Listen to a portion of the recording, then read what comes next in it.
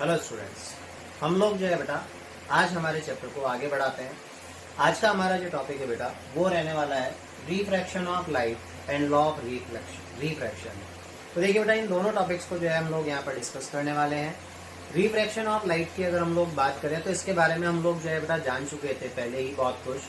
आज जो है बेटा हम लोग रिफ्रैक्शन ऑफ लाइट से जुड़े हुए कुछ फिनोमेनास को जो है वो डिस्कस करेंगे और इसके अंदर जो है बेटा मैं दो फिनोमेना को जो है वो जो कि आप लोगों की बुक में दिए हुए हैं उन्हें यहाँ डिस्कस करना चाहूँगा।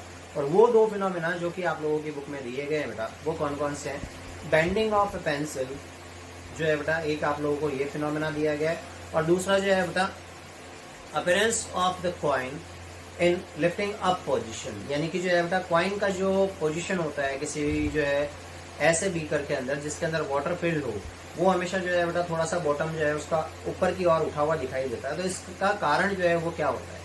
तो सबसे पहले जो है बेटा मैं आप लोगों को ये टॉपिक आज का मैं शुरू करूँ उससे पहले जो है बेटा एक बेसिक थिंग जो है वो मैं आप लोगों के साथ में डिस्कस करना चाहूँगा, जो कि हम लोग पहले भी जो है हमारी क्लासेस के अंदर डिस्कस कर चुके हैं। और वो ये बेटा कि हम लोग कभी भी किसी ऑब्जेक्ट को कब देख पाते हैं। हम कभी भी किसी ऑब्जेक्ट को तब देख पाते हैं बेटा जब उस ऑब्जेक्ट से रिफ्लेक्ट होकर के आने वाली लाइट रेज हमारी आईज के अंदर जाती है, तभी जो है बेटा वो ऑब्जेक्ट को हम देख पाने में कैपेबल होते हैं। और इसको एक एग्जांपल के साथ में मैंने आप लोगों को जो है बेटा इस चैप्टर का जो इंट्रोडक्शन पार्ट था उसमें आप लोगों के साथ में डिस्कस किया था। अब जो है बेटा एक चीज तो आप लोगों को ये ध्यान रखनी है और दूसरा जो है बेटा लॉ ऑफ रिफ्लेक्शन का जो है वो थोड़ा सा आप लोगों को ध्यान रखना है। लॉ ऑफ रिफ्लेक्शन मीन्स यहाँ पर क्या है बेटा, हालांकि लॉ ऑफ रिफ्लेक्शन जो होते हैं वो हम लोगों को पढ़ने हैं, दो क्या होते हैं, लेकिन रिफ्रैक्शन की जो प्रॉपर्टीज है बेटा उन्हें हम लोगों को ध्यान में रखना। और वो दो प्रॉपर्टीज जो है बेटा मैंने आप लोगों से जो है बेटा लास्ट लेक्चर में डिस्कस करी थी कि जब भी कोई लाइट रे रेयर मीडियम से डेंसर मीडियम में जाती है तब क्या होता है, और जब भी कोई लाइट रे जो है बेटा डेंसर मीडियम से रेयर मीडियम में जाती है तब उस लाइट रे के साथ में क्या होता है। तो हालांकि मैं आप लोगों को बता चुका हूं लेकिन फिर भी एक बार जो है बेटा हम लोग यहाँ रिपीट करते हैं कि जब भी कोई लाइट रे रेयर मीडियम से जो है बेटा डेंसर मीडियम में जाती है देन वो जो है बेटा शिफ्ट हो जाती है टुवर्ड्स द नॉर्मल, यानी कि नॉर्मल के पास आ जाती है। और अगर कोई लाइट रे जो है बेटा डेंसर मीडियम से रेयर मीडियम के अंदर जाती है बेटा तो वो लाइट रे जो है बेटा शिफ्ट हो जाती है अवे फ्रॉम द नॉर्मल, यानी कि जो है बेटा उसका जो ओरिजिनल पाथ है उससे जो है बेटा शिफ्ट होकर के वो नॉर्मल से दूर चली जाती है। तो इस तरीके से जो है बेटा हम लोगों ने रामधन पास आया और डॉक्टर भाग गया, इन दो जो है बेटा वर्ड्स की हेल्प से इस चीज को याद रखा था।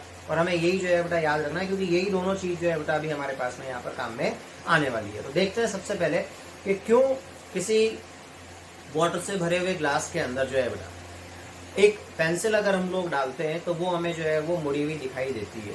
तो देखिए बेटा इसका कारण जो है वो क्या होता है, एक डायग्राम जो है बेटा मैं यहाँ पर बना करके उसकी हेल्प से हम लोग समझते हैं।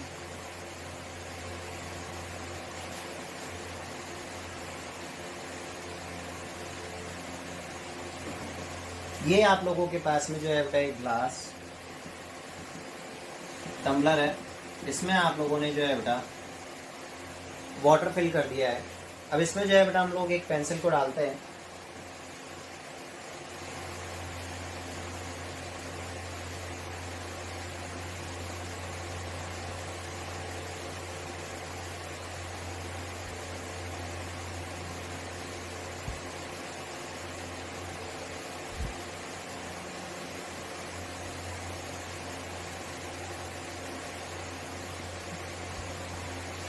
अब जब आप इस पेंसिल को जो है बेटा इसमें डालते हैं तो इसकी ओरिजिनल पोजीशन जो है बेटा जनरली आप लोगों के पास में ये है जो मैंने बनाई है, लेकिन ये पेंसिल आप लोगों को इस तरीके से दिखाई ना दे करके थोड़ी सी जो है बेटा इस तरीके से मुड़ी हुई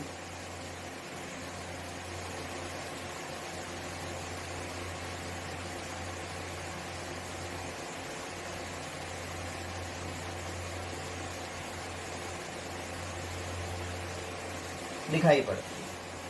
अब क्या कारण है कि ये पेंसिल जो है बेटा आप लोगों को मुड़ी हुई दिखाई देती है। देखिए बेटा इसका कारण क्या है। मान लीजिए आप अगर जो है बेटा इस पेंसिल को देख रहे हैं यहाँ, तो मैंने आप लोगों से कहा बेटा कि आप कभी भी किसी ऑब्जेक्ट को देख पाने में कैपेबल तब होते हैं जब उस ऑब्जेक्ट से रिफ्लेक्ट होकर के लाइट रे जो है बेटा आपकी आईज तक पहुंच रही है। तो ओरिजिनल पेंसिल जो है बेटा वो कौन सी थी, ये वाली। तो यहां से जो है बेटा लाइट रेज जो है रिफ्लेक्ट होकर के आई और उन्हें जो है बेटा एग्जैक्टली इस डायरेक्शन में जाना था। अब इस पॉइंट के ऊपर अगर मैं एक नॉर्मल ड्रॉ कर दूं बेटा, और हम लोग देखें कि ये जो रिफ्लेक्टेड लाइट रे थी जो कि ओरिजिनल पेंसिल से रिफ्लेक्ट होकर के आ रही थी बेटा, वो लाइट रे कौन से मीडियम से कौन से मीडियम में जा रही थी बेटा, तो ये वाटर से होते हुए जो है बेटा एयर के अंदर जो है वो जा रही है। अब वाटर यानी कि डेंसर, एयर यानी कि रेयर, तो डेंसर मीडियम से रेयर मीडियम में अगर लाइट रे जा रही है बेटा, तो ये लाइट रे जो है वो क्या होगी, नॉर्मल से दूर चली जाएगी, moves away from the normal, क्योंकि डॉक्टर साहब जो है बेटा भाग जाते हैं, दैट मीन्स नॉर्मल से दूर हो जाते हैं। तो यानी कि इसका ओरिजिनल पाथ ये ना हो करके जो है बेटा कुछ इस तरीके का होगा।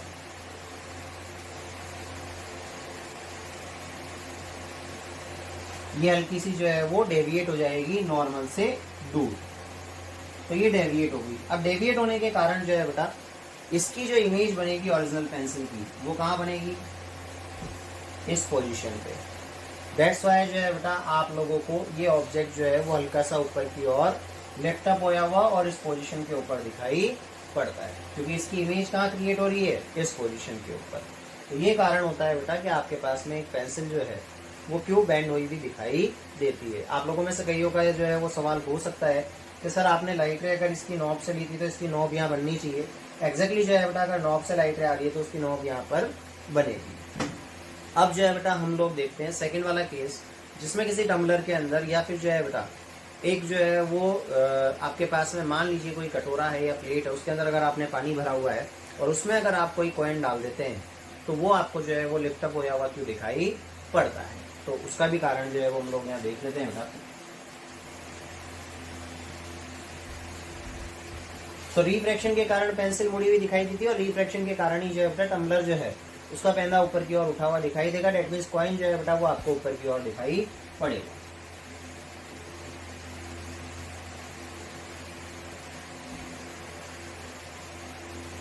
ये आपके पास में जो है बेटा एक कटोरा है, बाउल है, जिसमें जो है बेटा आपने कॉइन जो है वो रखा हुआ है।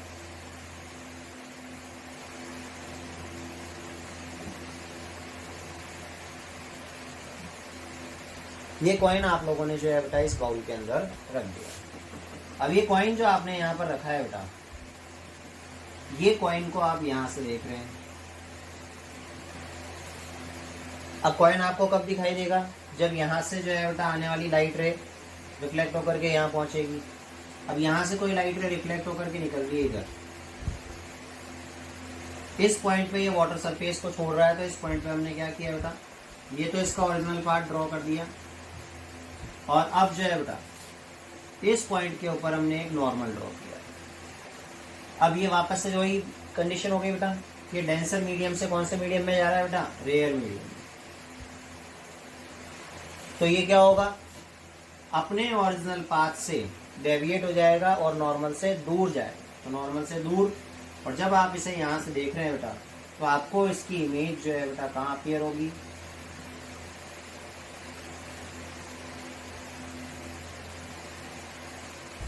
इस पोजीशन पे अपीयर होगी। दैट मीन्स कॉइन रखा हुआ एक्चुअल में इस जगह पे, लेकिन उसकी इमेज आप लोगों को कहाँ अपीयर हो रही है, यहाँ पर।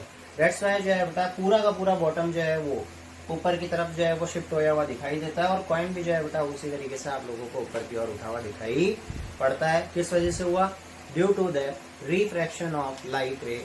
कौन सी लाइट रे रिफ्रैक्ट हुई, that are reflected from the object, जो कि ऑब्जेक्ट से रिफ्लेक्ट होकर के जो है बेटा हमारी आईज तक पहुंच रही थी, वो जो है बेटा यहाँ पर क्या हुई, रिफ्रैक्ट हुई। तो ये दो जो है बेटा एग्जाम्पल्स आप लोगों को दिए हुए हैं वहां पर। उसके बाद में आप लोगों को ग्लास स्लैब वाला एग्जाम्पल दिया हुआ है। ग्लास स्लैब वाला जो एग्जाम्पल है बेटा उसे भी हम लोग आज वापस से एक बार देख लेते हैं।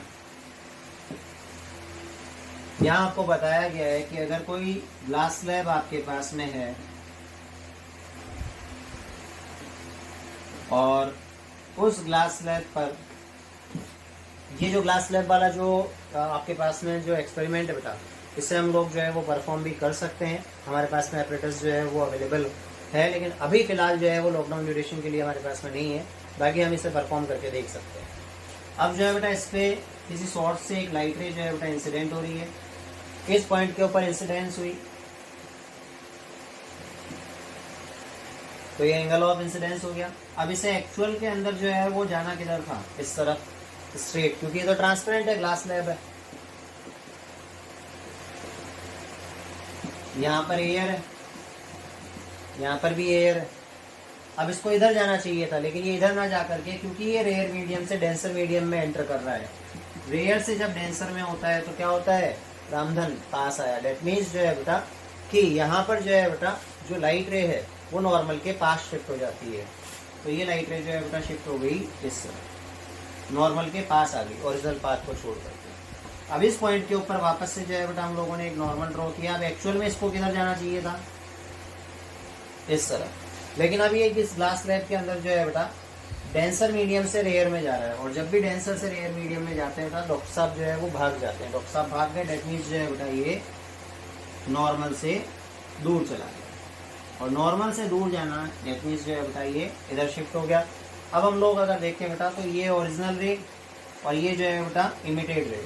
तो ओरिजिनल रे और इमिटेड रे जो है बेटा दोनों एक दूसरे के पैरेलल होती है। अब ओरिजिनल रे को जो है वो किधर जाना था, इस तरफ, लेकिन जो है बेटा ये किधर शिफ्ट हो गई, इस तरफ। यानी कि ये अपने ओरिजिनल पाथ से जो है बेटा डेविएट हो गई है, मुड़ चुकी है। और ये जो शिफ्ट होता है बेटा, ये जो डिस्टेंस होती है इन दोनों के बीच की, इसे जो है बेटा कहा जाता है शिफ्ट। कि कितना जो है वो शिफ्ट यहाँ पर जो है वो हुआ, कितना डेविएशन जो है वो यहाँ पर हुआ, तो वो हम लोग जो है बेटा इसकी हेल्प से कैलकुलेट कर सकते हैं। यहाँ पर रिफ्रैक्शन एंगल जो है बेटा कौन सा होगा, रिफ्रैक्टेड रे और नॉर्मल के बीच में जो एंगल बना है बेटा वो रिफ्रैक्शन एंगल होगा। ये यहाँ पर जो है बेटा refraction angle.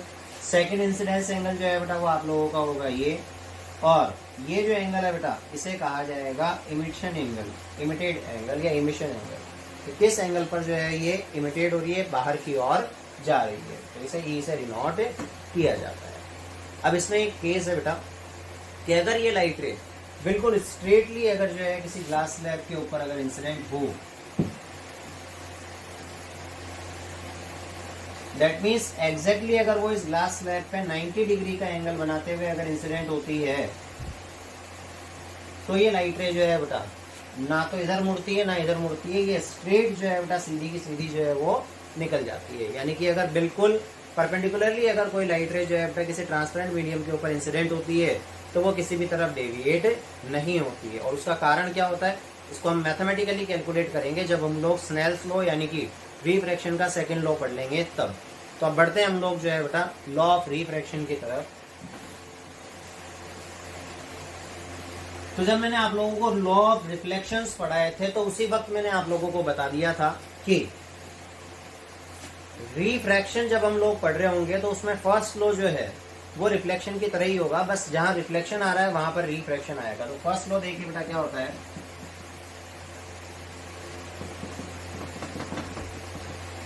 Incident ray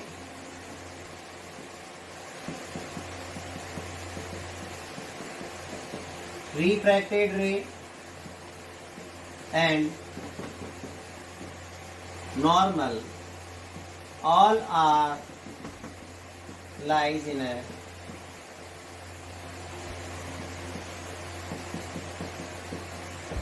same plane, एक ही प्लेन के ऊपर जो है बेटा उपस्थित होते हैं। कौन कौन, इंसिडेंट रे, रिफ्रैक्टेड रे एंड नॉर्मल, ये तीनों जो है बेटा एक ही प्लेन के ऊपर प्रेजेंट होते हैं।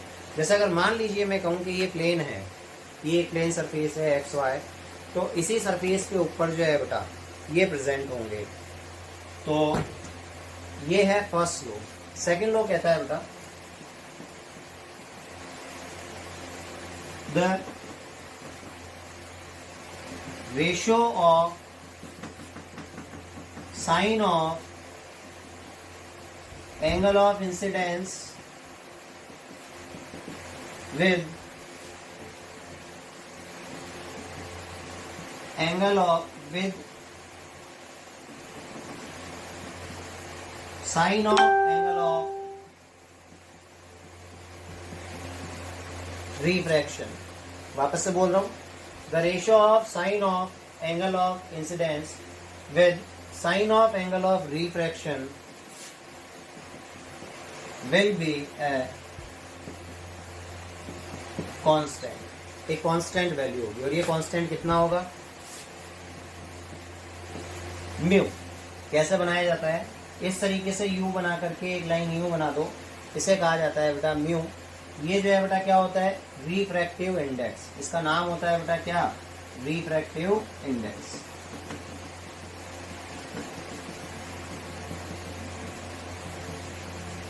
इसकी कोई यूनिट नहीं होती है, ये एक यूनिटलेस क्वांटिटी होती है और अकॉर्डिंग टू डेफिनेशन इसकी वैल्यू क्या होती है, mu is equals to sine I upon of sine are.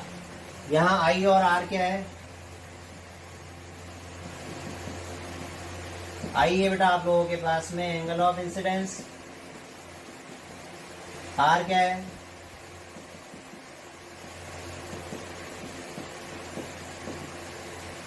Angle of refraction.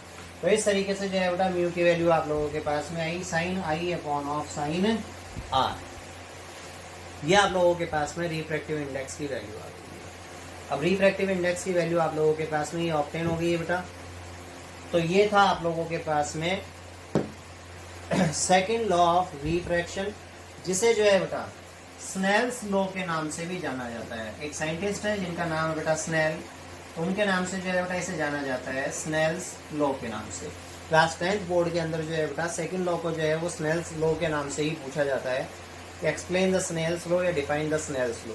तब आप लोगों को जो है बेटा ये पूरी जो है वो स्टेप्स लिखनी होती है, ये डेफिनेशन और डेफिनेशन के साथ में जो है बेटा मैथमेटिकल एक्सप्रेशन आप लोगों को लिखना होता है। वापस से आप लोगों को बता दूं, रिफ्रैक्टिव इंडेक्स जो है बेटा एक कांस्टेंट वैल्यू है। कांस्टेंट यानी कि किसी भी एक मटेरियल के लिए हमेशा कांस्टेंट रहती है, यानी कि ग्लास के लिए अगर कुछ है तो कांस्टेंट होगी, केरोसिन के लिए कुछ है तो कांस्टेंट रहेगी, वाटर के लिए है तो बेटा कांस्टेंट रहेगी। अब जो है बेटा और साथ ही साथ यूनिटलेस भी होती है, किसी भी तरीके की कोई यूनिट नहीं होती है इसकी, ये एक मैथमेटिकल वैल्यू आती है और यूनिटलेस क्वांटिटी होती है। अब जो है बेटा मैंने आप लोगों को बताया था बेटा कि हम लोग अगर जो है किसी ग्लास स्लैब पे एग्जैक्टली अगर 90 डिग्री के एंगल के ऊपर कोई लाइट रे अगर इंसिडेंट करते हैं तो उस सिचुएशन के अंदर जो है बेटा क्या होता है, उस सिचुएशन के अंदर जो है बेटा आप लोगों के पास में किसी भी तरीके का कोई डेविएशन नहीं होता है। तो वो किसकी वजह से होता है, वो इस फॉर्मूला की वजह से।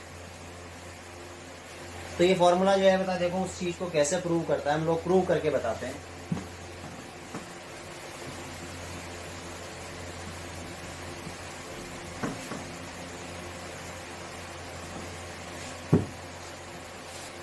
देखिए बेटा यहाँ पर जो है वो हम लोगों ने कहा कि ग्लास स्लैब के ऊपर अगर एग्जैक्टली 90 डिग्री के ऊपर अगर कोई लाइट रे इंसिडेंट होती है, अब अगर एग्जैक्टली 90 डिग्री पे इंसिडेंट हो रही है बेटा, तो इस पॉइंट ऑफ इंसिडेंस पे अगर मैं नॉर्मल ड्रॉ करूं तो नॉर्मल भी कहाँ होगा बेटा, यहाँ। अब नॉर्मल यहाँ है तो नॉर्मल के साथ में इंसिडेंस रे कितने डिग्री का एंगल बना रही है, 0। तो यहाँ पर जो है बेटा कितने डिग्री का एंगल बन रहा है, 0 डिग्री का। और ये एंगल कौन सा है, आई। अगर जो है बेटा एंगल आई जो है वो आप लोगों के पास में 0 डिग्री है, तो उस सिचुएशन के अंदर जो है बेटा हम लोग अगर देखें कि रिफ्रैक्टिव इंडेक्स ग्लास का कुछ भी हो जाए, हमने माना म्यू जी है, is equals to sine I upon of sine R. अब जो है बेटा साइन आर की वैल्यू अगर मैं लिखूं यानी कि रिफ्रैक्शन एंगल की, अब sine r is equals to जो है बेटा आप लोगों के पास में होगा sine I upon of mu g. मैंने आप लोगों को बता रखा है कि म्यू जो है वो एक कांस्टेंट वैल्यू यानी कि मैथमेटिकल वैल्यू होती है। अब साइन आई की वैल्यू जो है बेटा कितनी आ रखी है, 0 डिग्री। तो ये 0 डिग्री अपॉन ऑफ म्यू जी। तो 0 डिग्री अगर यहाँ पर है बेटा तो 0 डिग्री होने का मतलब 0 अपॉन ऑफ जो है बेटा क्या हो गया, म्यू जी। अब 0 अपॉन ऑफ समथिंग कुछ मैथमेटिकल वैल्यू क्या आएगा, 0। दैट मीन्स साइन आर की वैल्यू जो है बेटा आप लोगों के पास में कितनी आई, 0। और अगर ऐसा है बेटा तो R is equal to angle R की वैल्यू भी जो है बेटा आपके पास में कितनी होगी, sine inverse 0 is equal to 0 degree, यानी कि R की वैल्यू भी 0 डिग्री होगी। अब I भी 0 डिग्री है और R भी 0 डिग्री है। अब R 0 डिग्री कब पॉसिबल है, तो ये जो है बेटा आप लोगों के पास में रिफ्रैक्टेड रे थी, ये 0 कब पॉसिबल है, जब ये स्ट्रेटली जो है वो सीधी की सीधी अगर पास हो जाए। दैट्स वाई जो है बेटा अगर कोई भी लाइट रे 90 डिग्री के एंगल पे अगर जो है बेटा किसी ट्रांसपेरेंट मीडियम के ऊपर इंसिडेंट होती है तो वो बिना रिफ्रैक्ट हुए बिना जो है बेटा सीधी की सीधी निकल कर चली जाती है। तो ये जो है बेटा इसका मैथमेटिकल प्रूफ है। आज के लिए जो है बेटा इतना ही। इसके बाद के जो पार्ट्स हैं उन्हें हम लोग जो है बेटा नेक्स्ट वीडियो के अंदर देखेंगे। Thank you.